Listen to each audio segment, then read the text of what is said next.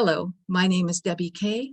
I'm with the League of Women Voters of Portland, and you're watching our video voters guide or listening to a podcast. With the support of Metro East Community Media, we're here today to talk with candidates running in the May 17th, 2022 primary election. The League is grateful for the support of the Carol and Velma Sailing Foundation, the Sarah Fruing Memorial Fund, Vernier Software Technology, the Weiss Foundation, and our media partner, Metro East Community Media. With me is John Masterman. He is running for House District 48, which encompasses outer Southeast Portland and northern Clackamas County. Welcome. Hello there. Hello. Good to be with you. Thank you very much for the interview. It's a pleasure to have you with us. Thanks. Please tell us about yourself and why you're running for office.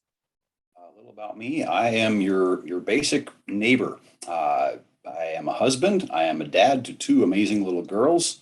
My wife was somehow on board with this project, so here we are. We have tried to just kind of quietly do our thing and live our lives.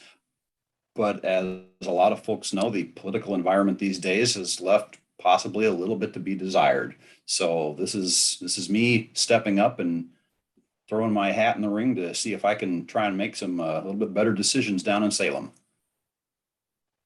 Thank you. What, if anything, do you think the legislature should do about campaign finance reform in Oregon? Being that this is my first ever campaign, not overly familiar with the process, but from what I've learned so far and what I've seen around, it might make sense to put a total cap on what contributions could be per race. Again, it's hard to say because I haven't been through the entire process yet, so it is quite new to me. All right. Should Oregon use an independent citizens redistricting commission? Why or why not? Well, that's a tough one. It looks simple at face value. Do we need something besides whichever party is in charge to decide what the boundary lines are? Absolutely.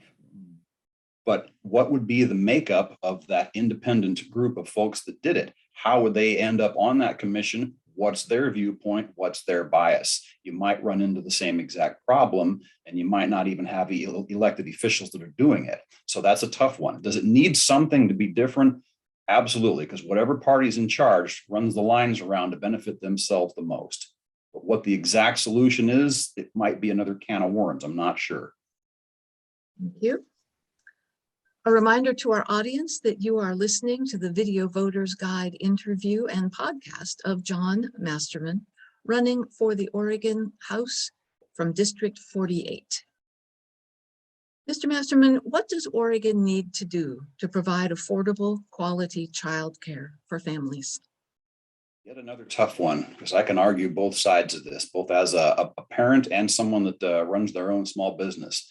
Yeah, childcare is expensive. I have to pay the bill for it every month, and it's not cute. But at the same time, whoever the provider is for that, they are running a business. They have to be able to make money, or they can't run the business. Then you don't have anyone to provide that care at all. Having some assistance is good.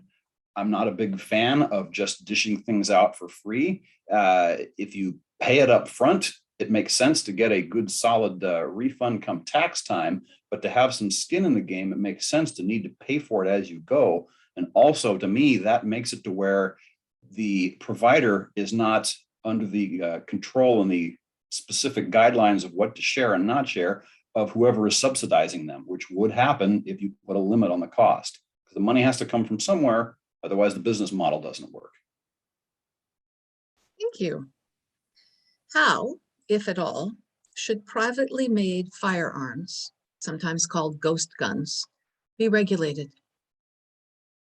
In my opinion, I don't think they need to be regulated any different than they are. It's always been legal to build your own firearm, and it's always been illegal to distribute them. It's always been illegal to pass along a firearm to someone that you think might have a criminal intent with it, or that might have done something like that in the past.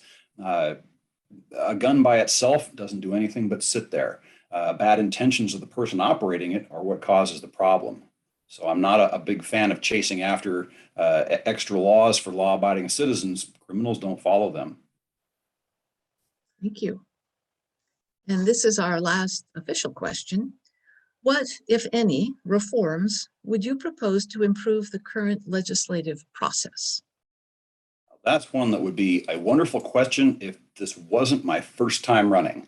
Not having been in the legislature, I honestly could not tell you a lot of detail about it. I'm not well versed on the day-to-day operations of how it works and committees and everything else.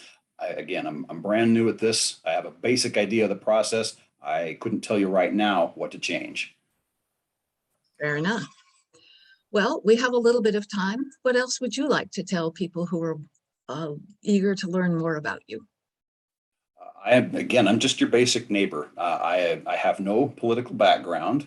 I've always wanted to just quietly, peacefully go and do my thing, enjoy my hobbies, uh, try and raise my little girls, who are adorable, by the way. Uh, just trying to do something to have a state left for them when it's their turn to inherit it.